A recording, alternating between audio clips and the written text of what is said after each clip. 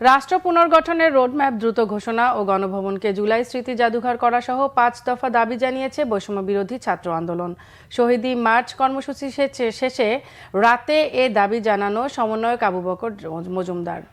বিকেলে রাজু ভাস্কর্যের সামনে থেকে শহীদী মার্চ রাজধানীর বিভিন্ন সড়ক ঘুরে কেন্দ্রীয় শহীদ মিনারে এসে শেষ হয়। পরে সমাবেশে সমন্বয়ক আবু বাকের মজুমদার বৈষম্য বিরোধী ছাত্র আন্দোলনের ৫ দফা দাবি তুলে ধরেন।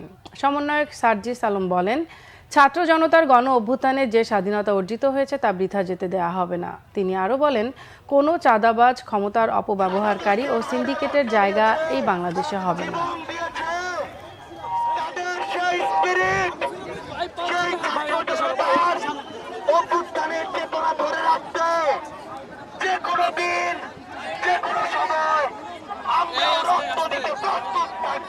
গণহত্যাকারীদের দ্রুত গ্রেপ্তার করে বিচার শুরু করতে হবে। আমাদের দ্বিতীয় দাবি, শহীদ পরিবারদের আর্থিক ও আইনি সহযোগিতা দ্রুত নিশ্চিত করতে হবে। আমাদের তৃতীয় দাবি, প্রশাসনের দুর্নীতিবাজ ও ফ্যাসিস্টদের দোষীদের চিহ্নিত করে বিচারের আওতায় আনতে হবে।